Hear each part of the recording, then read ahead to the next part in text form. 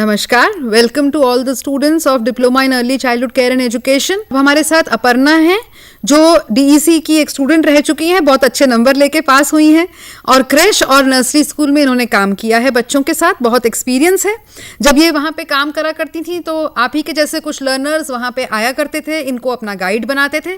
तो इन्होंने कुछ एक काफ़ी लर्नर्स की प्रोजेक्ट फाइल्स को गाइड के रूप में देखा है और गाइड के रूप में देखते हुए इन्होंने क्या कमियां पाई हैं ये आज आपको वो बताना चाहती हैं ताकि वो कमियां आप अपने प्रोजेक्ट वर्क में ना करें। तो सुनते हैं अपर्णा जी से। नमस्ते लर्नर्स। छोटी छोटी मिस्टेक हो जाती हैं, कोई बात नहीं, हम आज ध्यान देंगे कि हमको क्या करना है। तो प्रोजेक्ट हमको कैसे करना है, जैसा आपको पता है कि 3 चरण है हमारे। पहले चरण में 2 मेन पार्ट हैं, अवलोकन और विश्लेषण। तो हम एक एक पार्ट को समझेंगे। सबसे पहले हम समझते हैं अवलोकन। इसके लिए मैंने आपको पहले एक एग्जाम्पल के तौर पे जो लिखा रहता है, जनरली जो स्टूडेंट्स लिखते हैं, वो एक उदाहरण के रूप में लाई हूँ, उसको बताती हूँ, मैं पढ़ती हूँ। यह आधा घंटा बच्चों के बाह्य मुक्त खेल के लिए है। अध्यापिका ने बच्चों को 2 टीम में बांटकर उन्हें रुमाल का खेल खिलाया। जीतने वाली टीम को वेरी गुड कहकर प्रोत्साहित किया, दूसरी टीम से जीतने वाली टीम के लिए तालियां बजवाईं। तो एक तरह से आप एक स्टूडेंट की तरह सोचेंगे तो आपको लगेगा ठीक लिखा है। मैं आपको एक इवैल्यूएटर के नज़रिए से बताऊंगी कि क्या वो सही हो सकता है, क्योंकि जब हम लिखते हैं, चूँकि मैं भी स्टूडेंट थी तो मैं लिखती थी और मेरी गाइड मुझे बताती थी, वो मैं यहाँ पे आपको बताती हूँ। वो कहती थी कि ये बहुत शॉर्ट है, आपको शॉर्ट नोट नहीं देना है, आपको हमेशा अपनी बात डिटेल में कहना है। दूसरी चीज़ यहाँ ये गलती नज़र आती है मुझे कि 2 तरह की बातें हैं, विरोधाभासी कथन है यहाँ। एक तो आप कह रहे हो ये मुक्त खेल है, मुक्त खेल मतलब फ्री प्ले, जहाँ बच्चा अपने आप कैसे भी खेलता है। दूसरी बात इन्होंने आगे लिखी है कि अध्यापिका ने बच्चों को 2 टीम में बांटा, मतलब वो मुक्त खेल नहीं था, संरचित खेल था। तो इस तरह के जो विरोधाभासी कथन होते हैं वो जब आ जाते हैं तो कोई भी आपके चीज़ को पढ़ के बहुत अच्छे मार्क्स शायद ना दे। तो इस बात का ध्यान रखें कि ये छोटी छोटी मिस्टेक ना करें। दूसरी बात, जब आप खेल बता रहे हैं कि वह रुमाल का खेल है और वेरी गुड कहा, तो क्या खेला, कैसे खेला, टीम कौन सी टीम आगे थी, कौन सी पीछे थी, कितने बच्चे थे टीम में, क्या समूह था, कुछ भी इसमें लिखा नहीं है। तो जब आप एक पूरा बात लिखना चाहते हैं, तो डिटेल में लिखना चाहते हैं, तब वो आपका अवलोकन स्पष्ट होता है। अवलोकन स्पष्ट करने के लिए क्या ध्यान रखें, तो ध्यान में ये रखें कि गाइड ने कैसे क्रिया करा रही है, क्या करा रही है, उसको ध्यान से देखें। वो क्रिया के दौरान बच्चों को कैसे संभाल रही है वो देखें, कैसे बोलती है, कैसे इंटरेक्ट करती है, क्योंकि जब बच्चों के साथ इंटरेक्शन है वो आपको बहुत अच्छे से सीखना है। आप एक प्ले स्कूल टीचर बनने जा रहे हो, आपको ये इंटरेक्शन बहुत ध्यान से ऑब्जर्व करना है, तभी आपका अवलोकन अच्छा होगा। फिर बच्चों की ज़रूरत के हिसाब से क्रिया में क्या बदलाव किया जाता है। तो जब आप क्रिया में बदलाव कैसे करना है ये आपको शायद समझ में ना आए। तो अगर आपने देखा कि आपकी सामग्री कम है, बच्चे अधिक हैं, तो आपको उसके हिसाब से क्या चेंज करना है वो आपको देखना पड़ेगा। तो यहाँ पे क्रिया में बदलाव से ये मतलब है कि कोई भी सिचुएशन आती है, किसी बच्चे को चोट लग गई या कोई और दूसरी सिचुएशन, तो किस तरह क्रिया में बदलाव किया जाता है वो भी ज़रूर ऑब्जर्वेशन में आपको लिखना है। फिर 2 क्रियाओं को मिलाना। जनरली स्टूडेंट्स ये गलती करते हैं कि वो 2 क्रियाओं को मिला देते हैं। जैसे उन्होंने फॉर एग्ज़ाम्पल लिखा कि कविता की क्रिया के साथ ही पहेलियों का आगे वर्णन कर दिया। आपके लिए एक ही टाइम पीरियड है, आपने कविता के लिए आधा घंटा चुना, पर आपने उसमें पजल्स जोड़ दिए। मतलब कि आपके पास कविताएं पूरी नहीं थी, या फिर ये कि आपको कविताएं आती नहीं थी। आप सोचिए कि आप तो वहाँ कर रहे हैं, पर जो इवैल्यूएटर होगा वो तो आपको नहीं देख रहा है, वो अपने मन से सोचेगा कि इसने क्या कमी के कारण पजल्स डाली। अगर कोई कमी है तो आप उसको वहाँ पे जिक्र करें कि हमको ये सिचुएशन आ गई और मुझे क्रिया चेंज करनी पड़ी, पर बिना किसी सूचना के एक साथ 2 क्रिया मिक्स ना करें। तो यहाँ पे हम अपर्णा जी ये समझते हैं कि अभी तो हमें वीडियो देख के एनालिसिस करना है ना जी। परंतु वीडियो में भी कोई टीचर कुछ काम तो कर रही होगी, तो जब हम उस वीडियो का एनालिसिस लिखें तो हम ये गलती ना करें। हाँ, है बिल्कुल ना? बिल्कुल। क्योंकि ये स्टूडेंट ना समझें कि अगर जो आप बता रही हैं हाँ, ये हाँ। अगर स्कूल जाते तो तभी होता, तभी। नहीं, नहीं। जो वीडियो हमने दिया है फेज 1 के लिए उसका जब ये ऑब्जर्वेशन लिखेंगे तो वो ऑब्जर्वेशन हर चीज जो वीडियो में वो देख रहे हैं उसको जरा डिटेल में बताएं, एनालाइज करते समय अपने कॉन्सेप्ट्स में क्लियर रखें।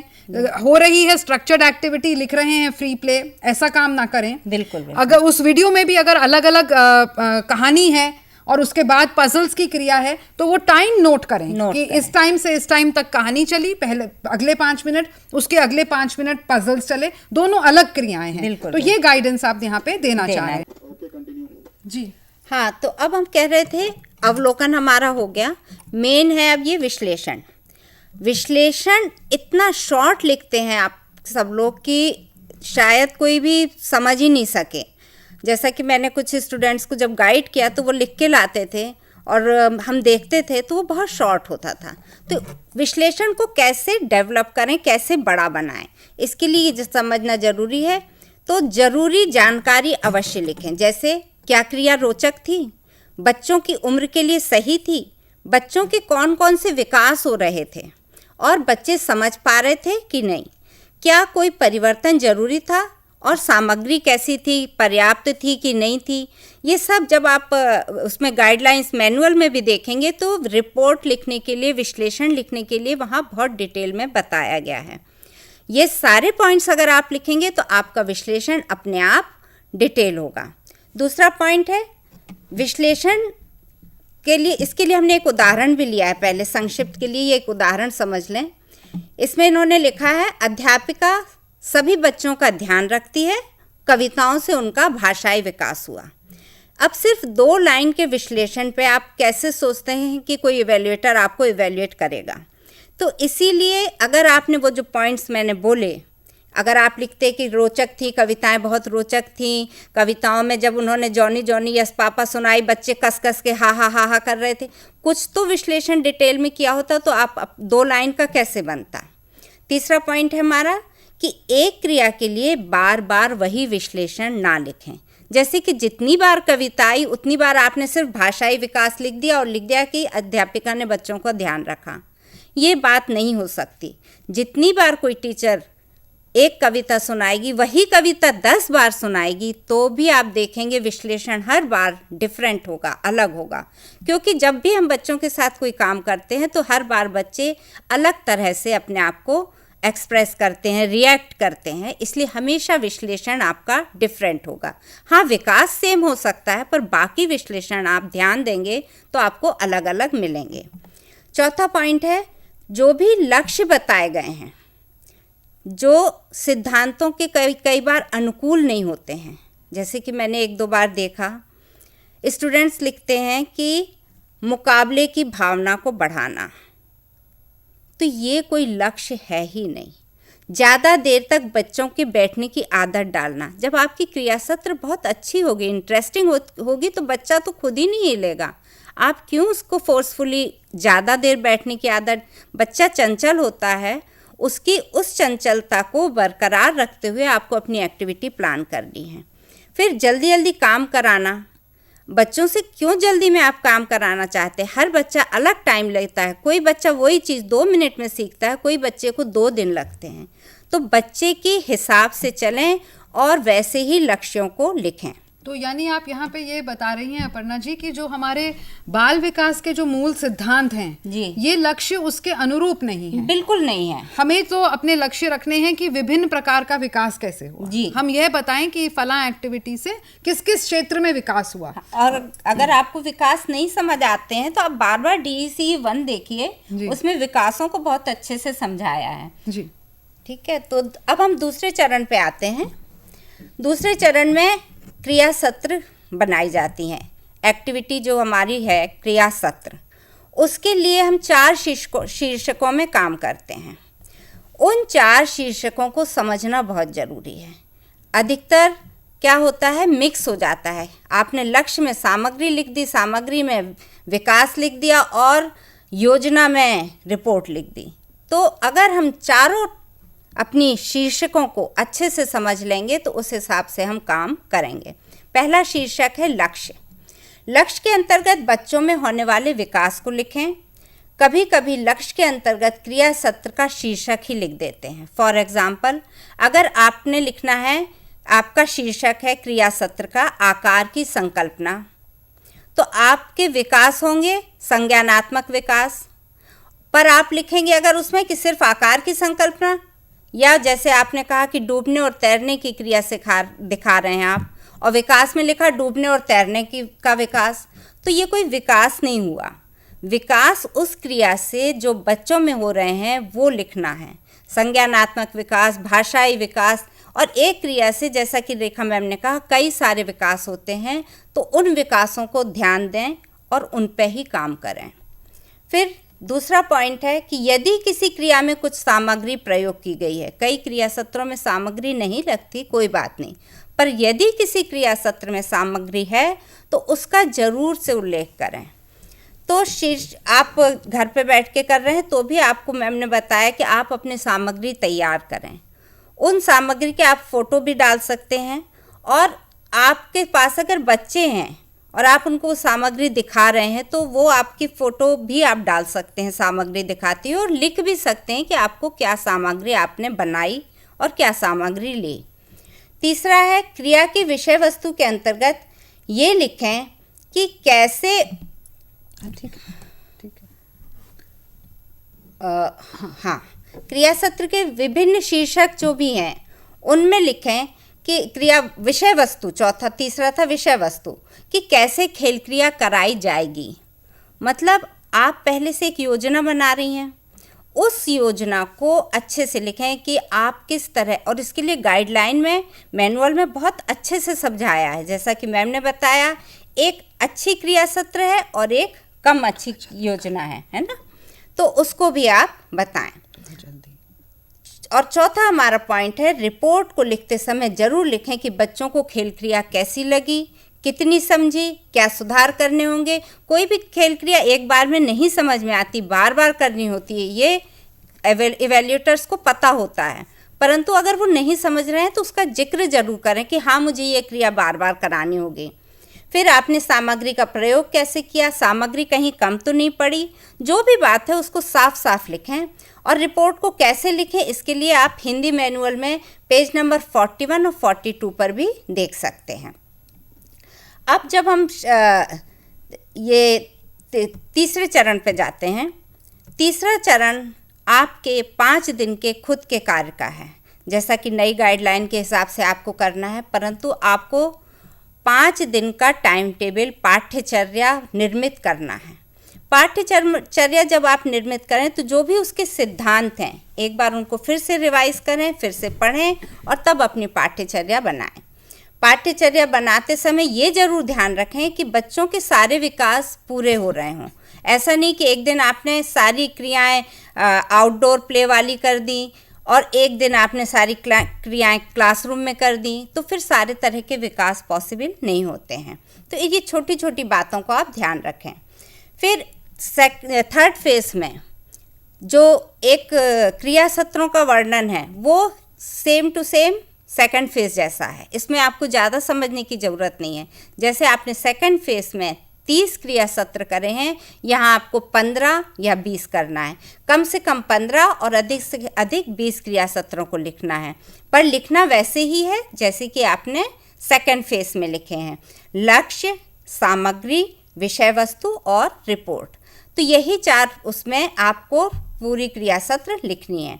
इसके बाद इस चरण के लिए जो आपने पाठ्यचर्या बनाई है उसी के अनुरूप क्रिया सत्र लिखना है। आपने पाठ्यचर्या में जैसे पहले दिन लिखा कि फर्स्ट पीरियड में आप शारीरिक क्रिया कराएंगे, परंतु जब आप क्रिया सत्रों का डिटेल लिखने लगे तो आपने दूसरी क्रिया लिख दी, आकार की क्रिया लिख दी।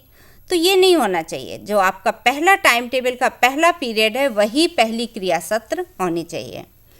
और जैसा कि मैम ने कहा कि बच्चों का स्वागत, प्रार्थना, भोजन का समय, ये सब क्रिया सत्रों में नहीं गिने जाएंगे। तो जहाँ तक मेरे ख्याल से समझ में आता है, इसके अलावा आपको पता है बहुत चार्ट से ना पढ़ाएं, प्ले वे मेथड से पढ़ाएं। आपको बच्चों की बनाई हुई सामग्री ज़रूर लगाएं, क्योंकि जो भी आपने, यदि आपकी मॉक क्रिया है तो बात दूसरी है, पर अगर आपने किसी बच्चे के साथ इंटरेक्ट किया है और बच्चे ने कोई भी काम किया है तो उसको आप ज़रूर करें। और ये बहुत एक इम्पॉर्टेंट पॉइंट है कि सिर्फ ये ना कहें कि हम स्मार्ट बोर्ड से पढ़ा देंगे या केवल ऑडियो वीडियो का ही प्रयोग करेंगे। आपकी प्रोजेक्ट फाइल में अलग अलग किस्म की खेल पद्धतियाँ दिखनी चाहिए। जो भी DEC 1 में अलग अलग किस्म की एक्टिविटीज़ आपने करी हैं, कभी सामूहिक खेल हो, कभी छोटे ग्रुप में खेल हो, कभी इंडिविजुअल एक्टिविटी हो, कहानी सुनाने के बाद 3 या 4 सत्र केवल कहानी सुनाने के ऊपर हैं। अगर 3 या 4 सत्र में अलग कहानी के बाद अलग अलग तरीके का एक्टिविटी कराई हो, यह सब एक वैरायटी जो है आपके उसमें, केवल ऐसा ना लगे कि आप बोल रहे थे और बच्चे सुन रहे थे। तो आपको नए तरीके से काम करना है। जो भी आपने किया वो स्कूल में किया था, अब तो ये बात तय है कि स्कूल में कुछ है ही नहीं। अब तो आपको सभी को एक बच्चे के साथ अपना काम करके दिखाना है। सारी जो फेज़ 1 है उसमें अब किसी टीचर का अवलोकन रहा ही नहीं, वीडियोस का अवलोकन करना है, लिखने का तरीका पुराना है। फेज़ 2 में प्लानिंग करनी है, काम एक बच्चे के साथ करनी है।